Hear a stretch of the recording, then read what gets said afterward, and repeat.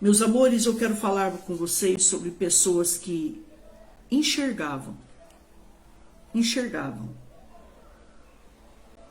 mas não viam, ok? Tá bom? Vamos lá? Está aqui em Mateus 12, meus amores. Naquele tempo, passou Jesus pelas searas em um sábado, e os seus discípulos, tendo fome, começaram a colher espigas e a comer. Irmãos, olha para vocês verem o ministério de Jesus, né? Pastora Elza, Bia, Milce. Um ministério glorioso. E um ministério de multidões. Um ministério que, na minha opinião, não teve igual. Mas ele é tão grandioso, ele é tão humilde, ele é tão santo, ele é tão sério, que ele diz assim: aqueles que creem em mim, não só farão as obras que eu fiz, mas farão obras maiores. E hoje, estudando um pouquinho, eu quero dizer para você que registrado, no mínimo, 35, 36 milagres de Jesus. Mas você não deve se esquecer do que João disse, que se fosse escrever, se fosse colocar em um livro tudo que Jesus fez, não caberia. Meu maior sonho, eu acho que o teu maior sonho é vê-lo face a face, é ou não é? Quando eu chego em Israel, eu fico procurando no rostinho de cada judeu, ele foi um judeu aqui na terra, né? E eu fico procurando no rostinho de cada judeu o rostinho do meu Jesus. E esses dias, não sei porquê, mas eu estava lendo alguma coisa e chega uma oração e chegou um rosto para mim, de um homem moreno, olhos cor de mel. Quando eu olhei para essa foto, eu não sei explicar para vocês, mas me veio um temor muito grande. Falei, meu Deus. Pensei comigo, Sandrinha, eu creio que Jesus nessa terra era parecido com esse homem, porque eu senti. Então eu tenho uma loucura tão grande para conhecer Jesus, o rostinho dele, como é que ele foi nessa terra. Eu chego a orar por isso. Verdade? Sim, chego a orar por isso. A ter visões, revelação. Mas esses dias eu vi essa foto e eu não lembro assim também onde foi. Foi na rede social. E mexeu comigo de uma maneira extraordinária. Me veio uma alegria muito grande, como que se Deus dissesse assim para mim: olha, filha, nessa terra eu fui mais ou menos assim. Um moreninho, narigudinho, um olhar singelo, uma simplicidade, um olhar penetrante. E esse Deus que, tão rico, né, se fez tão pobre, nasceu em Belém, não tinha nada em Belém, mas nasceu para dizer: olha, o pão vivo desceu do céu, o pão vivo chegou, o pão vivo está aqui, né? Porque Belém quer dizer terra do pão, né? E ele cresce em Nazaré. Natanael fala assim: pode vir alguma coisa boa de Nazaré? Talvez alguém olhe e diga assim: será que pode vir alguma coisa boa de Jacareí, de Guararema, de Santa Branca, de Salesópolis, do litoral, de onde você mora? Eu quero que o Espírito Santo olhe para mim, para você e diga: vem e vê. Não é? E aí, resultado, ele cresce e é batizado e começa o seu ministério. E no sábado, ele sai com seus discípulos. E antes que alguém me diga assim: pastor Solange, ele quebrou o sábado? Não, ele cumpriu o sábado. Ele nunca quebrou nada. Ele cumpriu. Mas ele ensina verdades para mim e para você, né, que a gente vai prestar bem atenção aqui. E naquele tempo, passou Jesus pelas searas, lugar de plantação, lugar de semeadura, lugar de colheita. E os seus discípulos tendo fome. Uma das coisas que eu quero passar para vocês, que vocês precisam saber. Quando você visita Israel, uma das coisas que os guias te mostram, te ensinam lá, é que quando eles vão fazer a colheita, eles não tiram tudo da árvore. Não. Isso também está lá em Levíticos, no livros lá. Por que eles não tiram? Então vamos supor, isso aqui tem frutos. Então eles tiram uma quantidade e deixam uma quantidade de frutos, de alimento, na árvore, na lavoura, na plantação. Por quê, pastor?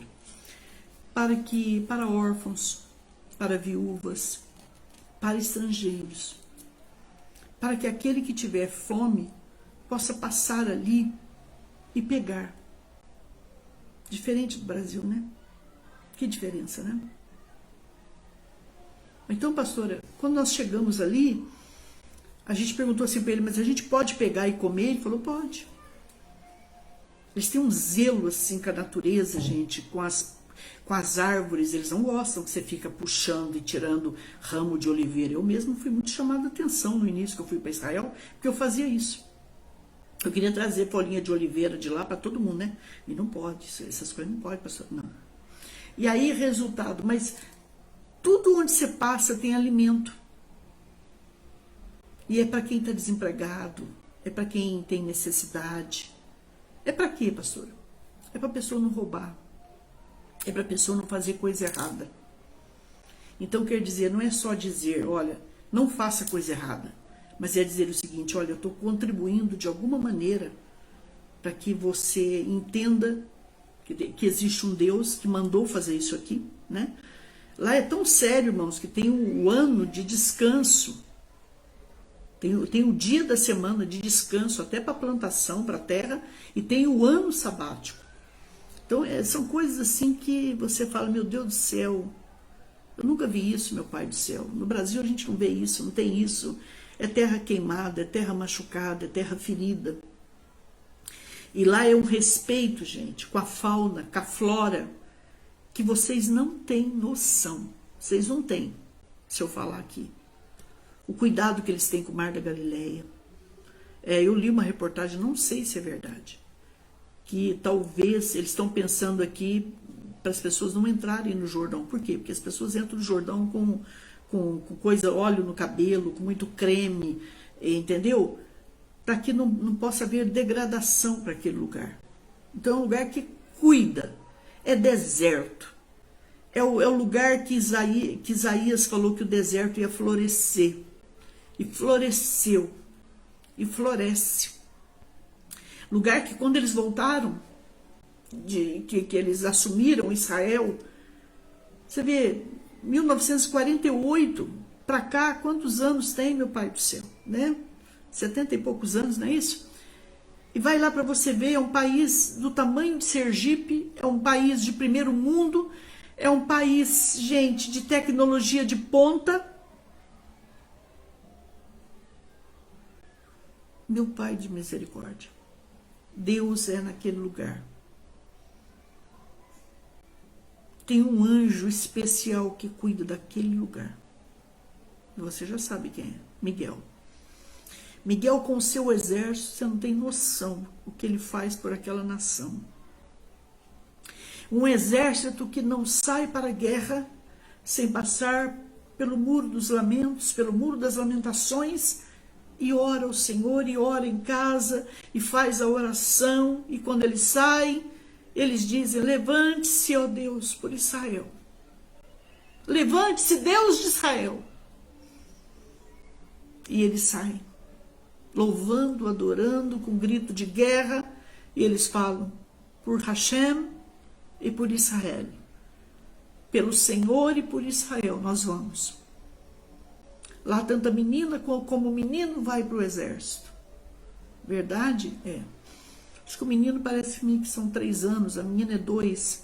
Não tenho certeza, mas posso ver isso. Mas sabia tudo isso. É que é muita informação. Um lugar dos sonhos. Que se um dia você for, você vai entender o porquê da minha emoção, da minha gratidão por ter chegado àquele lugar algumas vezes. A Bíblia diz que é sábado e Jesus passa pela seara. E seus discípulos, tendo fome, começaram a colher espigas e a comer. Eles tiveram fome.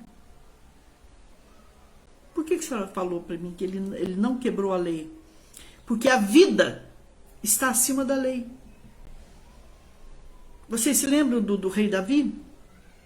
Quando ele saiu com o seu exército, que ele entra no lugar santíssimo e ele come dos pães da mesa sagrada. Qual erro que ele cometeu? Ele não errou ali, ele não chegou ali, entrou ali para zombar, ele não entrou ali para brincar, ele não entrou ali para pecar. Por que ele entrou ali com os soldados dele, pastor? Ele pegou os pães da mesa dos pães do tabernáculo, porque eles tiveram fome, gente. Porque eles tiveram fome. E Deus entendeu? Entendeu. E eles não morreram? Não, eles não morreram. O altar do sacrifício, o fogo não podia apagar. O altar do sacrifício não podia apagar. Quer dizer, de manhã à tarde eles estavam, mesmo no sábado, fazendo com que o fogo não apagasse. Um cordeiro era morto pela manhã, um cordeiro era morto à tarde, mesmo no sábado, mesmo no sábado. Qual o erro que Jesus cometeu? Entendeu, Rita, Nilma? Da lei, gente. E aí, resultado, eles tiveram fome. Jesus falou, pode comer. E começaram a debulhar o milho e comer das espigas e comer. Estavam com fome. Mas o problema é que para os religiosos era sábado. O problema é quando a gente só se prepara num dia da semana. Vocês já viram isso já, né? Eu só sou santo no dia da ceia? Eu só peço perdão no dia da ceia? Eu só me consagro, me conserto no dia da ceia? Mas quem falou para você que Jesus vai voltar no dia da ceia? Qual o dia, pastora Solange, que eu, a senhora, nós temos que estar preparados todos os dias, toda hora, o tempo todo? Entende, meus amores? É com muito respeito que eles falam isso, porque eu falo para mim, acima de tudo. E a Bíblia diz que ele passa pela seara, ele tem fome. Fica aqui uma palavra, um outro lado que eu quero trazer essa palavra. Se Deus olhar para a minha vida, para o meu ministério e para o teu, Deus precisa ter fome. Fome do meu amor, fome do nosso louvor, fome da nossa adoração, fome da nossa glorificação, fome do nosso bom testemunho. E a Bíblia diz que eles tiveram fome e começaram a colher espigas. E ali estavam os fariseus. Os fariseus, gente, era um grupo terrível. Esse grupo aí se formou através do cativeiro, né? Através do cativeiro assíria. Então eles acharam que foi um grupo que se levantou porque eles acharam que Israel ficou cativo porque não cumpria a lei 100%, e esse grupo se levanta, fizeram coisinhas boas, esse é um fato, mas esse grupo se levanta e deturpa um pouco a palavra, né, do jeitinho deles, e tem que cumprir tio por tio, tem que cumprir isso, senão não é de Deus, senão não é religioso, senão não está salvo, senão não está com Deus. E aí esse grupo os fariseus, eles faziam parte do setor político e governista. Esse grupo nasceu através eles se basearam quando Moisés levantou os 70 anciãos no deserto, né, para ajudá-lo. E aí até hoje, no Knesset em Jerusalém, lá tem 72 cadeiras. Então é um grupo religioso e político muito forte. Então quem eram os fariseus? Eram os homens da lei, os homens políticos da época, os homens que dirigiam tudo, para vocês entenderem melhor. Era fácil? Não, não era fácil. Não era fácil. Porque eles permitiam, na minha opinião, tá? Eles permitiam salvar um boi e uma vaca que caísse num buraco no sábado e não permitiam curar um ser humano comer, porque ele estava fazendo o esforço de pegar o alimento, ele estava trabalhando para se alimentar. Então, o que Deus vem me ensinar essa tarde para mim e para você? Que nós temos que tomar muito cuidado com o fanatismo. Nós temos que tomar muito cuidado, meus amores, com a ignorância, com a falta de paciência, com a falta de amor, de zelo, em nome de uma religião. Porque eles eram extremamente religiosos. Mas ali estava alguém que era maior que a religião. Você concorda comigo? Não. Eu tenho a minha, você tem a sua, você respeita a minha, eu respeito a sua. Mas o que eu falo com amor para mim e para você? Que Jesus é maior que a religião. Jesus é maior que o templo. Jesus é maior que o tabernáculo. Sim ou não? Jesus é maior que aqueles utensílios. Jesus é maior. O que a senhora quer dizer? Jesus é maior que o sábado. Sim ou não? Sim ou não? Sim ou não? O que Jesus fez de errado? Permitiu que os coitadinhos que estavam com fome, que ali eles caminhavam, gente, não era 1 hora, 2 horas, 3 horas, não. Não era 1 quilômetro, não. Não era 100 metros, não. Jesus permitiu que eles comessem. O que aqueles religiosos fizeram? E aí os fariseus, vendo isso, disseram-lhe: eis que os teus discípulos fazem o que não é lícito fazer num sábado. Quer dizer, eles podiam ficar sem comer? Tá certo. Que era um preceito de Moisés, que não acendesse fogo, tal. Mas espera um pouquinho, né, Márcia? Eles estavam com fome, gente. Vocês sabem o que é ter fome no deserto, num lugar de quase 50 graus? É outra vida, é outra questão. Não é essa fominha que a gente sente aqui, não. E a gente aqui ainda tem um hábito de falar assim, né? Eu estou morrendo de fome. Se você falar isso, um judeu te corrige. Ele fala, você não está morrendo, filho. Fala isso não. Não é? Então, resultado, minha linda Cidinha. Ele, porém, lhes disse, não tendes lido o que fez Davi, quando teve fome ele e os que estavam com ele? Aí, ó, tá vendo? Acabei de falar. E como entrou na casa de Deus e comeu dos pães da proposição, que não lhe era lícito comer. Por quê, pastora? Porque só quem podia comer era o sacerdote. E era um pão tão sagrado, gente, deixa eu contar para vocês, era tão sagrado, que se o sacerdote comesse um pedaço desse, ele ficava alimentado não sei por quantos dias. Por quê, pastora? Por que isso tudo? Por causa da presença de Deus, que era muito grande, era muito forte. Forte, né? E aí, resultado, nem aos que com ele estavam, mas somente aos sacerdotes. Quer dizer, o Davi comeu e deu para o exército dele, tadinho. Tudo sem dinheiro, tudo com fome. Vivendo escondido, correndo, em perigo. Ou não tendes lido na lei que aos sábados os sacerdotes no templo violam o sábado e ficam sem culpa? Jesus falou isso para eles. Jesus bateu de frente com eles. Onde Jesus estava, essa raça estava, pastor? Onde Jesus estava, essa raça estava.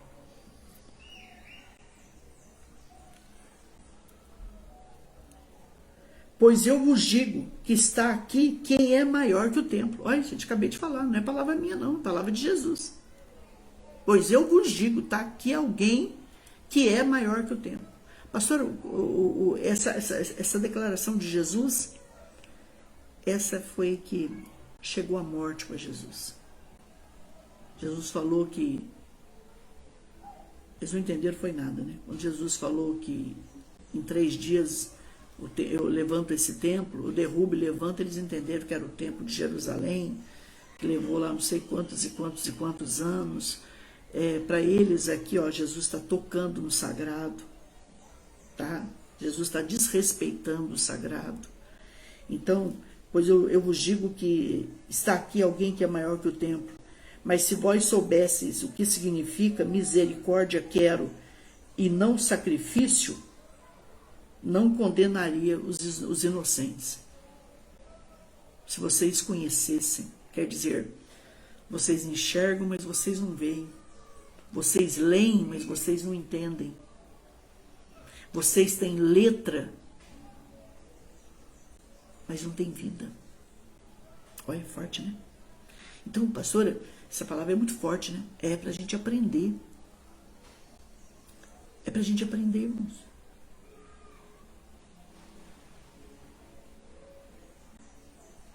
Jesus falou assim para eles: eu queria de vocês misericórdia. Vocês entendem muito de sacrifício. Porque eles ofertavam, eles tinham as ofertas maiores, as mais caras. Eles se mostravam. Eles viviam de aparência. O que Jesus quer dizer aqui? Eu conheço o coração de vocês. Vocês querem me enganar? Não conseguem. Porque o Filho do Homem, até do sábado, é Senhor. O que eles não entenderam ali, pastor? Que Jesus, meus amores, até do sábado é Senhor. Ele é Senhor do sábado, ele é maior. Ele criou o sábado, gente. Bom, depois aqui entra aqui, agora nós vamos para o lado do Mateus 12. Não vou falar do homem da mão mirrada hoje. Eu entro no 22 já. Mateus 12, 22. Trouxeram-lhe então um endemoniado, cego e mudo. Você já pensou uma pessoa endemoniada, cega e muda? E de tal modo o curou, que o cego e mudo falava e via. Como assim, pastor? Primeira coisa que a gente precisa aprender. Tem doença que ela é natural. Né? Sua. Você nasceu com ela. Tem outras que é de um pecado. Provém de um pecado, pastor? Pode acontecer isso? Pode. Então a pessoa peca, guarda coisas, não arruma aquela situação e aquele peso, ele se transforma em enfermidade no corpo daquela pessoa. E tem outro tipo de enfermidade, de perturbação, que é maligna mesmo. Então, no caso, esse caso aqui, eu estou provando, vou provar, que era um espírito maligno. E eu estudando um pouquinho sobre esse lado de libertação nos tempos de Jesus, eu entendo, meus amores, que ele mexeu com coisa pesada. Por quê, pastor? Porque eram demônios que não deixavam a pessoa ouvir, não deixavam a pessoa falar, não deixavam a pessoa enxergar, possuía a pessoa, encurvava aquela pessoa. Lembra daquela mulher no templo? Que a tadinha, ela vivia em oração e era uma mulher encurvada. Uma mulher de oração. Uma mulher que não faltava um culto, que ia para a sinagoga todos os cultos, adorava, servia, era dizimista, era ofertante, era fiel. Olha, filha, preciso de você para limpar a sinagoga. Estou aqui, estou firme, estou forte. Mas quando Jesus chega, ele enxergou um demônio na coluna dela. Ela andava encurvada, toda encurvadinha. E Jesus a cura. Eu não tenho certeza, hein, mas eu vou estudar isso aí depois. Na minha opinião, era sábado também. Quebrou a lei de novo? Não, ele não quebrou. A vida estava acima da lei. Resultado: mexeu com os religiosos. O hashtag religiosos da época. Resultado, meus amores. E aí, pastor? Trouxeram então um endemoniado. Ele era cego e mudo. Não enxergava e não falava. E de tal modo o curou, que ele começou a falar e começou a ver. Olha que coisa linda, coisa extraordinária. E toda a multidão se admirava e dizia: não é esse o filho de Davi? Eu acho que é esse o filho de Davi. É o Messias que a gente estava esperando. É o Messias, o filho de Davi. É ele. Mas os fariseus, os religiosos, entre aspas, ouvindo isso, diziam: este não expulsa os demônios, senão por Beelzebu, príncipe dos demônios. Eu vou parar aqui, porque amanhã à noite eu vou continuar isso aqui, ó. Tem segredos aqui para contar para vocês. Pastora, a senhora quer dizer que Jesus foi chamado, sim, de demônio? E hoje ele falou para mim algo assim tão forte essa tarde. Às vezes eu e você passamos por algumas coisas na vida, né? Talvez você esteja aí passando, né, Lu? Ouvindo alguns desaforos, né, Cida Lúcio? Às vezes você passa umas lutas na vida, uns desencontros. Você fala assim, ai, por que eu ouvir isso? Eu não sei se eu vou sair dessa situação. Estou sendo insultado, estou sendo perseguido, estou sendo machucado. Ai, não sei se eu saio desse trauma. Dá uma olhadinha no que Jesus passou, filha. E para e pensa, eu e você. Onde que eu sou melhor que Jesus?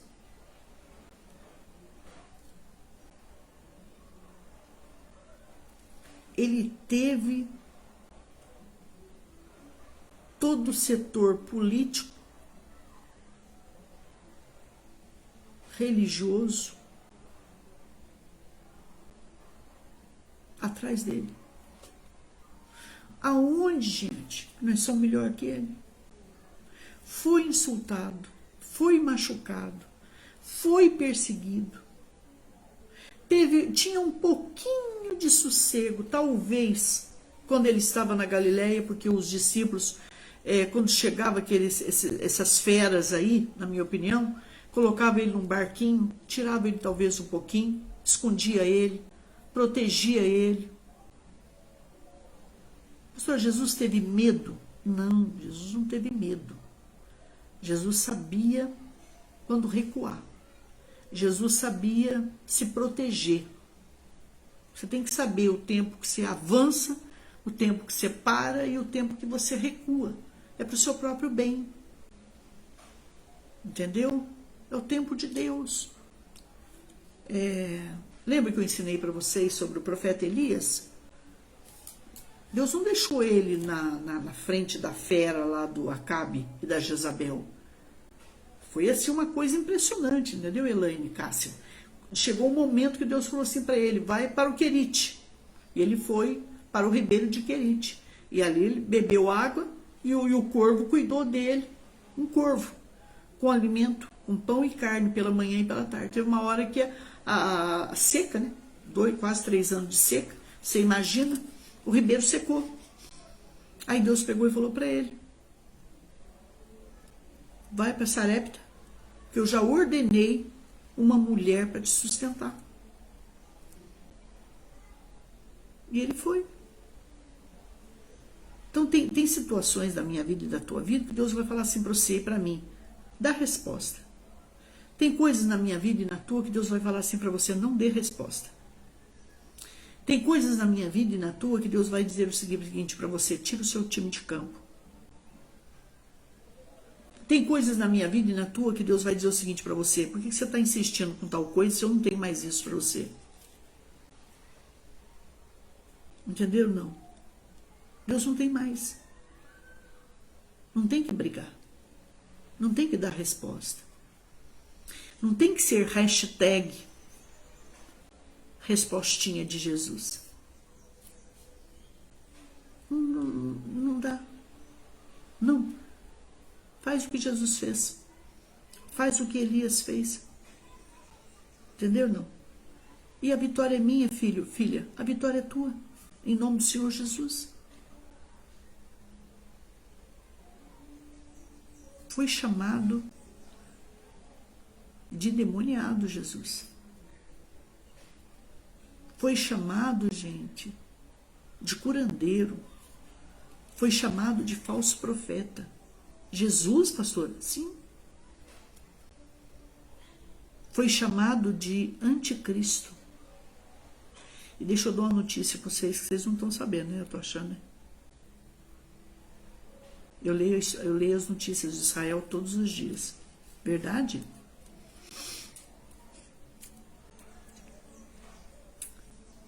Os rabinos de Israel já estão se preparando para ungir o novo Messias. Já? Você sabe quem é o Messias deles agora, né? Para cumprir a palavra, né? Você sabe. Eu creio que vocês sabem, não sabem? Sabem, né? Ainda esse ano, escreve o que eu vou falar aqui. Ainda esse ano, até 31 de dezembro, o Brasil e o mundo vai saber quem é o homem que vai reconstruir o novo templo de Jerusalém, que se diz Messias, mas que depois de 3 anos e 6 meses vai mostrar a verdadeira cara. As profecias se cumprindo, olha a palavra se cumprindo.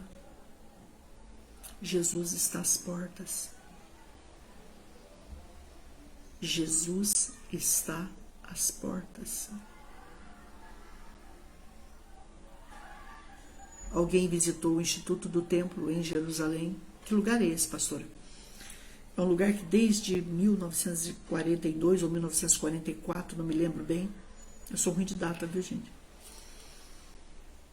É um lugar patrocinado por milionários judeus. Pessoas muito abençoadas, muito prósperas. Ele já tem pronta, o menorá já está pronto. O menorá, gente, que vai ficar nesse terceiro templo agora, eu conheço, eu vi, porque ele está exposto numa caixa.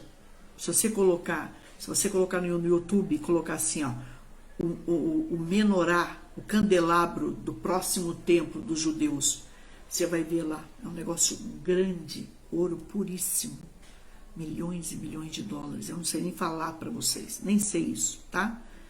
Resultado, eles já estão com as roupas dos sacerdotes todas prontas, os paramentos todo pronto, com tudo pronto. Um aluno perguntou, eu fiquei sabendo isso por alguém, né? Não posso falar quem. Um aluno perguntou para eles: pode ter o terceiro templo sem a arca da aliança? Eles disseram não. Depois esse aluno fez uma outra pergunta no final: o que falta para o terceiro templo? Ele disse nada, absolutamente nada. Não, primeiro ele perguntou: aonde está a arca da aliança? Ele disse: nós não falamos sobre isso. Tem coisas em Israel que você está na sua cara e você nunca vai saber. Eles não falam mesmo. E não pode falar mesmo, por motivo de segurança. Não pode saber. No final, esse aluno perguntou para eles. Perguntou onde está a arca. Eles disseram: nós não podemos falar. Nós não informamos sobre isso. Não damos informação. No final, ele perguntou: falta alguma coisa para o terceiro templo? Ele disse: não. Está tudo pronto. Entenderam? Durma com esta noite. A senhora quer dizer o quê, pastora? Que não está faltando praticamente mais nada para a volta de Jesus, para o arrebatamento. Tem muita gente aí, irmãos, que na minha opinião não tem juízo não. Mas eu não vou entrar muito nisso mais não, sabe? Ai, não vejo a hora de tirar a máscara. Ai, eu quero um Réveillon ao ar livre. Ai, eu quero ir para a praia e fazer o que eu tiver vontade. Ai, pastora Solange, eu não vejo isso, não vejo aquilo. Eu fico quieta, sabe? Eu fico com vontade de ficar quieta. Gente, se cuida. Se cuida, não entra nessa não. Se vocês estão estudando, vocês lendo, sabendo das notícias, vocês sabem que o Brasil e as nações não está toda essa belezinha. Não está comprovado ainda a cura total dessa vacina. Ela impede que os riscos sejam menores. Eu estou cuidando de famílias que eles tomaram as 2 doses e alguém morreu. Eu chorei com a família de um pastor. Eu amava esse pastor, hospedei esse pastor, cuidei dele, ofertei na vida dele. Ele ficou na pandemia assim como eu, tadinho, trancadinho dentro de casa. Quando ele sai, que ele começa a trabalhar, ele já tinha tomado as 2 doses com a judiação. E ele morreu. O que nós temos que fazer agora, pastora? Na minha opinião, continuar orando, vigiando, não ir pela cabeça de ninguém, mas pela cabeça do Deus que está dentro de você, que tem que te ensinar, que tem que te instruir. Na minha opinião, não era hora de tirar máscaras. Não era hora, na minha opinião. Mas quem sou eu, né? Não é verdade? Não era hora. Não era hora de Réveillon. E não era hora de grandes festas no Brasil. Festas populares. Não seria a hora. Mas quem sou eu, né? Então, gente, que o Espírito de Deus me dirija e te dirija, me proteja e te proteja.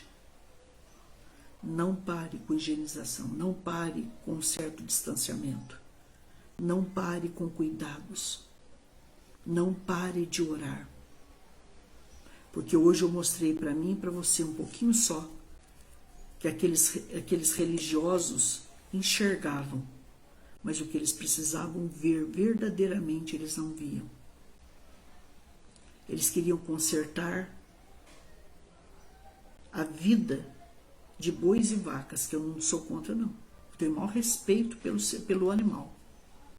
Tenho o maior respeito, gente, vocês não têm noção. Tá certo salvar um boi ou uma vaca, sim. Dar de comer, de beber no sábado, levar para comer e beber, tem que sim. Mas eles não tinham amor pelo ser humano. O ser humano podia passar fome, o animal não.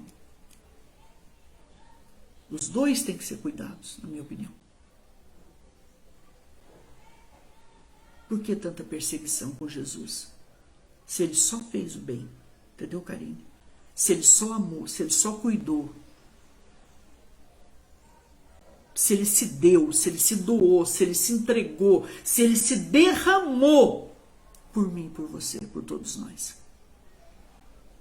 Entendeu ou não?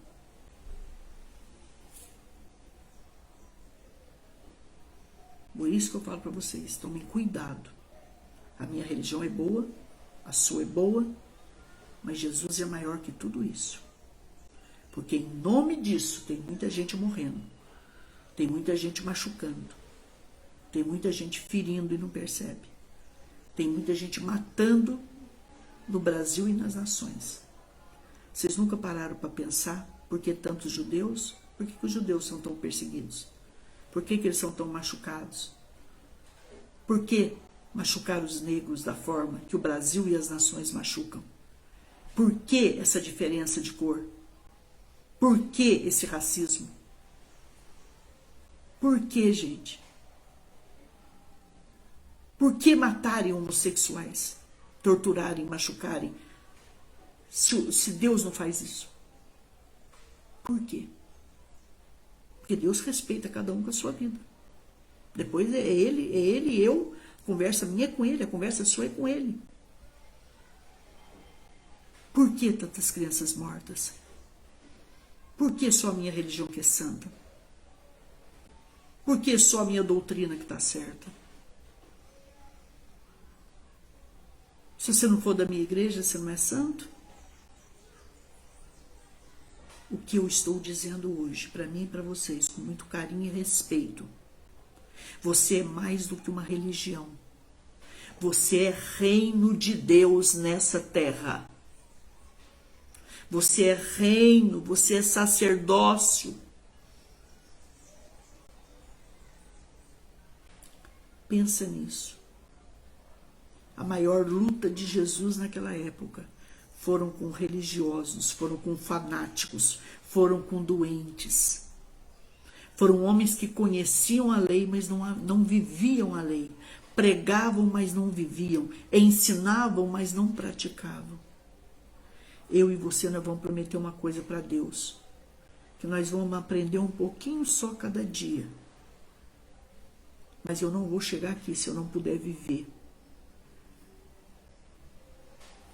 E a tua família vai olhar para você e vai dizer assim: pai, mãe, pastor, pastora,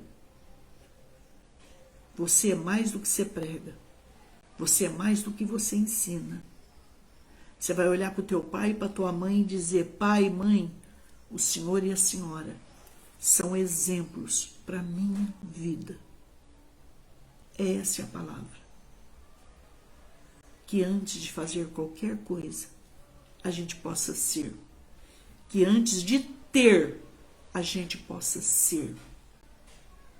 Em nome de Jesus. Estou muito longe da perfeição.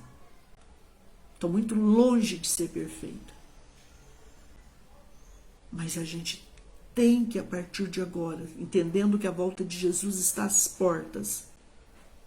O que adianta eu viver de segunda a domingo em um templo e não deixar que o que Deus está ensinando lá mude a minha vida? E Jesus volta hoje ou amanhã e eu fico aqui. É preciso ir para o templo. É preciso eu ter a minha religião e a sua. Mas é preciso, em o nome de Jesus, que eu e você, filho, filha amada, nós possamos viver isso. Que Deus me ajude. Que Deus te ajude. Que Deus me dê força. Que Deus te dê força a partir de agora. De olhar somente para o autor e consumador da nossa fé. E não parar. E seguir em frente. Em o nome de Jesus. Se você não ficou em dúvida em alguma coisa, pode me perguntar nesse momento. Pode me perguntar. Entenderam? Aconteceu um fato comigo que mexeu um pouquinho comigo, sabe? Essa semana. Começou a entrar muita coisa errada. Eu não sei mexer. Eu tenho profissionais que mexem. E aí, resultado, eu tive que bloquear algumas pessoas. E alguém entrou assim, triste comigo, falou assim para mim: ô, pastor Solange, eu sigo a senhora desde o início. Eu estou com a senhora desde o início. Por que a senhora fez isso comigo? E eu não tenho o telefone dele, não sabia como mexer. Eu mandei, através de uma mensagem para ele, dizendo o seguinte: filho, eu não sei o que foi que eu fiz. De verdade, a senhora não sabe o que eu fiz? Não sei. E depois que eu comecei a raciocinar, que o nome dele tem um monte, o mesmo nome, mas só que com algumas variações, né? E estava entrando muita coisa errada. Então, na minha opinião, eu acho que eu bloqueei esse menino e através de um nome errado, porque eram muitos parecidos. E a pastora não entende muito sobre isso. E eu mandei dizer para ele o seguinte: mande o seu telefone para mim. Eu quero ligar para você. Não quero que fique nada errado entre nós. Não quero que fique machucaduras em você. Porque eu não sei o que eu te fiz. Eu não sei aonde que eu te machuquei. Aonde que eu te magoei. Vocês estão me entendendo? Então eu creio que a verdadeira religião para mim hoje é essa. É se você errou com alguém, alguém errou com você, é verdadeiramente sentar e conversar. Mas não adianta sentar e conversar se não houver um arrependimento. Se não houver uma confissão de pecados. Vocês me entendem? Para que a nossa vida seja mais que uma religião. Para que a nossa vida seja reino de Deus nesta terra. Em nome de Jesus. Irmãos, eu não tenho problema de admitir pecado. Eu não tenho problema de confessar pecado. Eu não tenho problema de reconhecer um erro. Mas se alguém errar contra mim, e eu percebo que não teve arrependimento, que não veio me procurar, que não veio sentar comigo, que não veio conversar, isso machuca. Então eu quero passar isso para vocês com amor, pelo que eu passei com esse menino, que eu nem sei direito o que eu fiz. Mas eu quero saber, eu quero me consertar com ele. Eu não tenho problema com isso. esteja bem com quem te cerca. Vamos arrumar a nossa vida. Não vamos ser como aqueles religiosos. Em nome de Jesus. Que tiveram coragem. Eu não sei se você sabe que Jesus estava várias vezes no templo e eles o tiraram do templo. Jesus teve que sair do templo para eles não pegar Jesus e não matar ele. O senhor do templo, o senhor da casa, muitas vezes não tem espaço. É isso que eu quero dizer para você, que eu e você, nós somos templos do Espírito Santo de Deus e que nós temos que tomar muito cuidado com as nossas atitudes para que a gente não entristeça, não afaste o Espírito Santo de nós. Mas se fizer isso comigo, pastora, você só confia e ora que Deus vai trazer as coisas em nome do Senhor Jesus Cristo. Deus vai trazer tudo às claras. Vocês me entendem, não? Eu estudei muito sobre Jesus para falar isso para vocês aqui, com carinho. Que não teve lugar no templo para ele. Não teve lugar no culto para ele. Não teve lugar na festa dos tabernáculos para ele. É tão triste. O Deus encarnado que desceu a essa terra e não teve lugar para ele. E amanhã à noite eu tenho mais algumas coisinhas que eu quero falar. Que eu estou estudando, tá, gente? Estou estudando para a minha vida. Eu sei que talvez essa não é a mensagem que você desejou ouvir hoje. Mas é a mensagem que eu sinto assim que é uma verdade muito grande.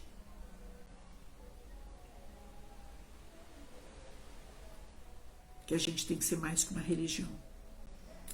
A gente tem que ser reino de Deus. A gente tem que chegar em casa e abraçar um filho. Pais pecam contra os seus filhos. Chega para eles e fala: filho, perdoa o pai. Filho, perdoa a mãe. Filho, perdoa, filho. Pai, mãe, me perdoa. Isso não é feio. Quando há arrependimento verdadeiro, quando há confissão de pecados, quando se fala uma verdade, isso não é feio. Vocês estão me entendendo? Eu nunca tive problema com a verdade. Eu tenho problema com outras coisas. Jesus disse assim: filhos, eu sou o caminho, a verdade e a vida. Em nome de Jesus. Uma outra pergunta que me fizeram: pastor, o que a senhora pensa da unção? Eu amo a unção. Eu amo me derramar na unção. A unção é tão forte, dependendo do dia e da hora, que eu não consigo sair do lugar. Eu caio. Mas eu quero deixar aqui uma palavra de amor para todos nós, começar por mim. Não caia só por fora. Caia por dentro. Está chegando a hora de cair muita coisa dentro de mim e de você. Pela unção. Cair o orgulho, cair a soberba, cair o eu sei, o eu posso, o eu sou, cair a minha verdade, sem ouvir as verdades da vida, sem ouvir os dois lados. Vocês estão entendendo? Por isso que eu quero ouvir a verdade do menino. Eu não quero julgá-lo, eu quero ouvir a verdade dele. Né? Então, caia por fora, mas caia por dentro. Em nome de Jesus Cristo. Não parece, mas quando a gente reconhece um erro da gente, a unção está caindo da gente por dentro e fazendo tudo novo. É isso que eu desejo para mim. É isso que eu desejo para vocês. Uma vida cheia, mas começar por dentro. Uma obra que começa por dentro. A cura por dentro, a libertação por dentro, a transformação por dentro, o caráter arrumado por dentro. Aí a minha vida é tua, meu filho, minha filha, vai ser uma bênção, uma bênção, uma bênção de Deus. Como aquele menino que me perguntou certa vez: minha pastora, e quando dentro da igreja eu sou uma coisa e fora da igreja, na minha casa, eu sou outro?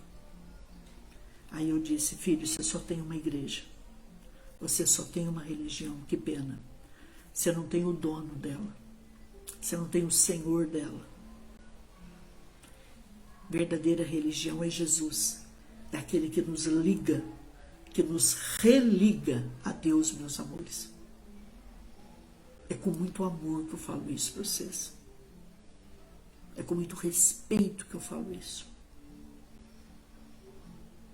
Eu não posso ver em nome de uma religião alguém morrendo e outro rindo e eu achar que está tudo certo, está tudo bonito. Que na verdade não está.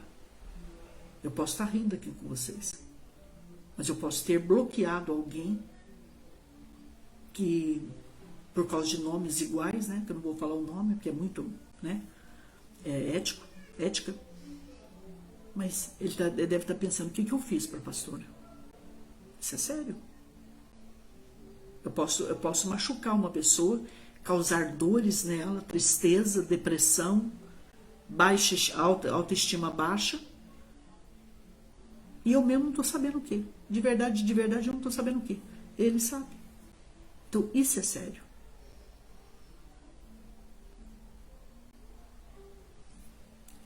Bora? Que esse Deus me conserte. Que esse Deus te conserte. Por dentro e por fora. Não por fora e por dentro. Por dentro primeiro e depois por fora. Que a unção nos embriague por dentro e por fora, porque eu creio nela. Em o nome de Jesus.